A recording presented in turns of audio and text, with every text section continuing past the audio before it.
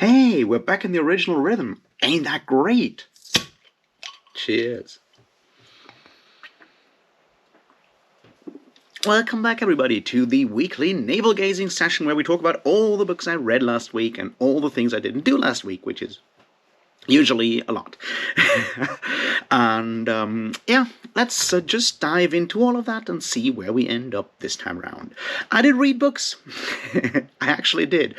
In fact, I did read, well, I read The Trouble with Peace. I finished that one for a discussion, which didn't happen. We'll talk about that later. And I read more of Olympus. And I reread Robert Moore's The Formation of a Persecuting Society, and I read a German book on anti-Semitism and stuff. So yeah, that's mostly academic writing stuff that I read and reread, and well, Olympus by Dan Simmons, which I'm more or less done with. Well, almost done with, and I read that Trouble with Peace book by Joe Abercrombie, and obviously my usual on-the-side kind of book that is currently still The Truth by Terry Pratchett. So, more academic reading than fiction reading this time around, but that's just something that happened. And looking at what I plan to read, well, I'm going to finish Olympus this week. As I said, I'm more or less done, like, I guess, sort of like two-thirds to, I don't know, 75%, something like that, done with it. I assume I'll be finished with the book on Wednesday after the gym, I guess. Maybe even sooner. We will see. And then I'll need to figure out what to read next, because I don't know yet. The logical thing to do would be to go and reread, in my case, Flashback by Dan Simmons, but I'm not quite sure if I'm ready to dive into that hellhole just yet. Although, once again, I mean, if I do, I could finish the Dan Simmons thing before the end of the year, which might be a good idea. So I don't have to think about that crap next year. We will see. That's sort of the rough idea. I also still have, obviously, The Passenger and Stella Maris by Cormac McCarthy that I really want to read as soon as possible. So maybe I'll just dive into those two once I'm done with Olympus, so I can then, actually read something cool before I go to Flashback. That might just be a good idea to do. We will see. That's sort of up in the air. I also suspect the academic reading will go down again because I feel I've done most of my research for the Anti-Semitism project. Yeah, that's sort of reading plans. Something else might just, jump up from whenever and wherever, because that's usually how things happen with my reading plans, I guess. And we will see.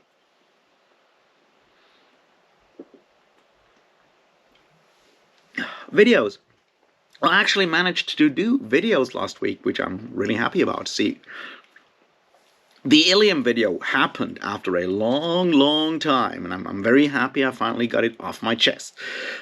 And it's out there, and a lot of people have watched it. I hope some of you liked it. Yeah, that's done. And then on Friday, well, I recorded it on Friday evening and uploaded it on Saturday. I did this video on sort of Thomas Covenant and my personal experience with disability and how that, that whole thing does come between or affects life and self-perception in a lot of ways. And it was something that I've been thinking about for a long time, so it felt like, hey, let's do this, and I did it on the spur of the moment, and I'm very glad I did. It is a very heartfelt video. I did focus on just the blindness in this case, because while I have other things to deal with, I felt this one would illustrate my point in the best possible way, but it was not to exclude any other thing. I hope that was clear. Video's been doing well. We've had some interesting discussion in the comments down there. If you haven't watched it yet, I urge you to do so. This one's important. You know what I mean? Even if you haven't read the Thomas Covenant book, I think you can still learn something from it, or at least, join the conversation there. I think it's one of those things that, yeah, I don't want to say I'm proud of, but I'm fairly happy with. And then I did actually start recording stuff for the anti-Semitism video. It's not yet out there, and there is one or two people who have seen the parts that have recorded yet already, just for some feedback and stuff. It will be huge when it comes out.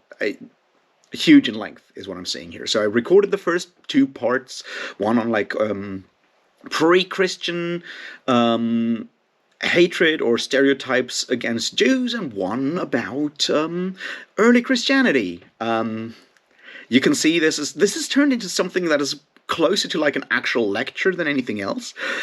I hope you'll enjoy that kind of thing. I've put a lot of research into that, trust me.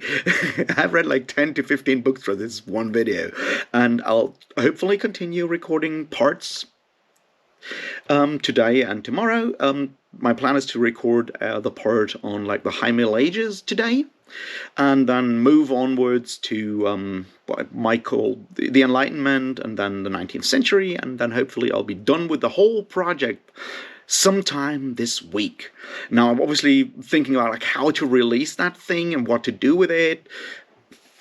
I suspect it will be close to like 90 minutes long, so as I said, more like an actual lecture than anything else, and I'll try to, put like timestamps and stuff on it to make it as digestible as possible, but that's sort of something that I plan to do this week. So hopefully the anti-Semitism video will be out this week.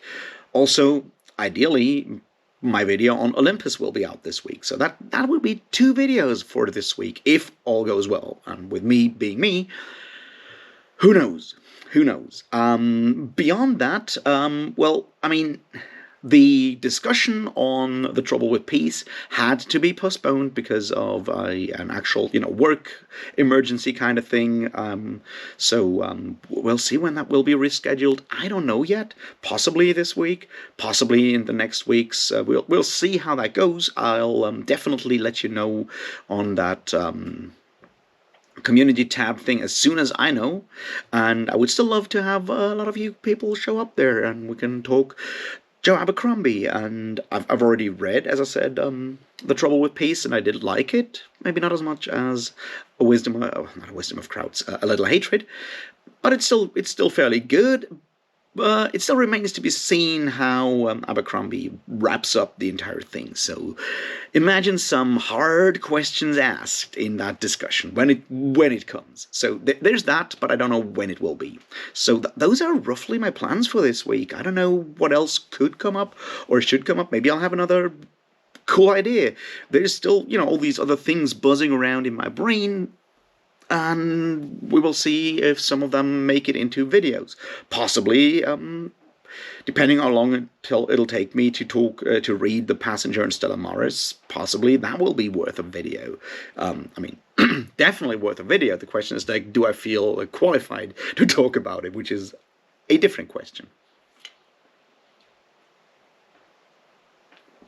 Because, see, that's part of, like, the whole trouble with what I'm doing here is, as I said before, like the question of like target audience and qualification and a lot of these kind of things. See, it's an ongoing struggle. I've spoken about this before. Making videos on YouTube is a bit like gambling in a lot of ways, right? You do something, you upload it, and you hope that it will blow up. Well, not blow up, you know what I mean. But it's like that you hope people will like it, and that is that's the idea. Now the problem is, at least for me, and I assume for a lot of other people as well, right? It's like we put our hearts into this stuff, right? It's like especially with something like what I did on Saturday, the one about covenant and disabilities. Like I have personal investment in this video, so when it does not do amazingly well, that affects me whether I want to or not, because I went and shared something of myself with the world, and if the world doesn't want to listen, yeah, it kind of hurts sometimes. Now, obviously, that's for some videos more than for other videos, because, if I do like a TBR, that's more of a routine thing. Well, not for me, because I don't do those, but that's sort of the thing. It's like, whatever. I follow a specific formula here. I'm doing a routine. It manages to dampen out the emotional cost of uploading videos, because there is an emotional cost to the whole thing. We always say, like, I just do this for fun. It's like, yeah, you do this for fun, but you also want, to interact with people. You want to do these kind of things. It's like, there is an emotional cost there. The more distance you can get between, or at least for me, it's like the more distance I can get between myself and the video I make, the less it hurts if no one watches it. You know what I mean? and that's a problem, because on the other hand, the more distance I put between myself and the art I make, well, not art, but the video I make, this is not art, obviously. It's like, the more distance I put between that, the less authentic it comes across, I feel. Like, the less reason there is for people to actually watch the kind of things. There's an element of, I don't know, I don't want to call it like self-abuse, because it's not, but you know what I mean. There's an element of sacrifice. Is that the right word? I don't know. Involved in what I'm doing here. And maybe I'm doing this more than some others because I do less of those routine videos or whatever. But I don't know. But I personally feel that there is an element of emotional openness or something like that involved in going on here and talking about these kind of things.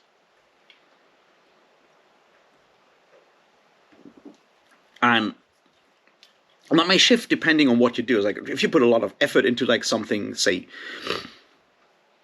the video I'm working on right now, the anti-Semitism video, I've spent the last couple of weeks reading books to make this one video.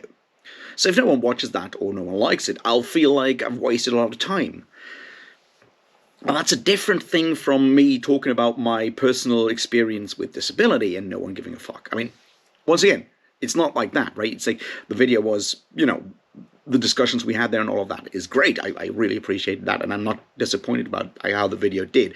I'm just saying there's a different kind of emotional cost, whether I'm bearing my wounds to the camera, so to speak, or whether I'm carrying like a huge stack of academic texts that I've read and dropping them down in front of the camera, so to speak. There's a difference in how expectations are, sort of. On the one hand, I feel like I'm doing something to get some sort of acknowledgement, I guess, in a way, for the work that I've done. And the other, it's more about something else. Being seen, I guess. And there's a difference between being seen, which to having some sort of acknowledgement of work done or whatever you want to want. There's a difference there. And I feel like in a lot of cases I'm doing that maybe the wrong way, because that's different from just dropping TBR videos or doing book reviews where I just want to share how I loved or did not love a book. And maybe that's the problem right there. But right now I feel that need to actually put certain things out there. There is a drive behind it. It's like this is driving me, so I'll just drop it out on the world, so maybe someone else can do something productive with it, and it's not just me doing my thing. You know what I mean? That's sort of where I am right now with the things that I'm doing, that constant evolution or metamorphosis of what this channel is. I mean, it started out with me just talking about like how my experience and my thoughts about a specific chapter of the Malazan Book of the Fallen were, and now I don't know what it is right now. It's me being angry with everyone in the universe for how they read books or don't read books, and capitalism, which sucks, and shit like that. So I don't know where this is at the moment. I have no idea where this will be going. Is it more educational? Is it more just general, vibes? Is it more activist? I have no idea. And that's certainly a question that will remain for like the foreseeable future, for as long as I'll keep doing this, which, who knows how long that will be.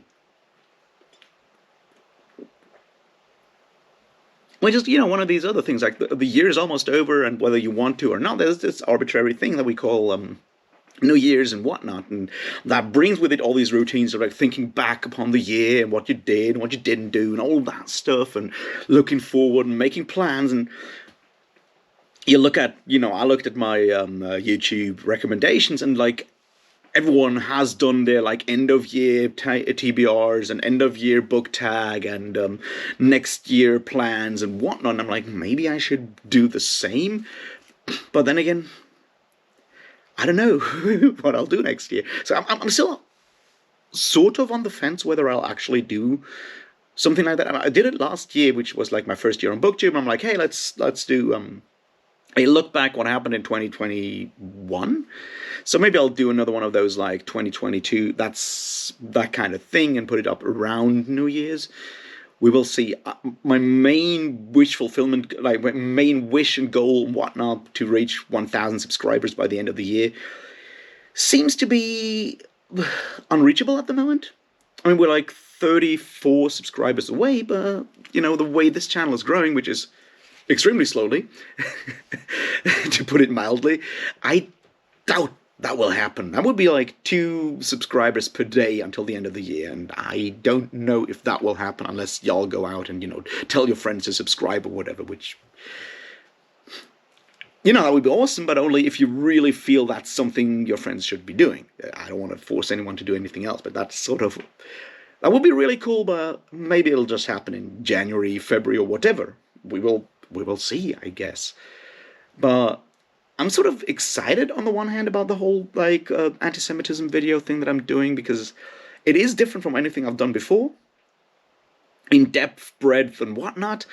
And I don't know. I'm really. I have no idea how that will go over with you, and or if it will attract a different audience, or whatever it will do. I've no idea what the result will be, and if that result will impact how I will do things in the future, because long-term plans and stuff are not my kind of thing. It's like, well, if this blows up, like I had a lot of fun going back and reading academic history texts and stuff. I haven't done that in like, I don't know, 2-3 years. And I'm like, wow, this is actually fun in parts, and talking about history and how it relates to how we see the world and in fiction is something that I'm personally interested in. So maybe I'll do more of that. Maybe some people will actually be interested in it, or maybe I'll just go back and yell at shitty fantasy. There's still like the whole Stormlight archive that I could go and read and be angry about, if that's something I would want to do.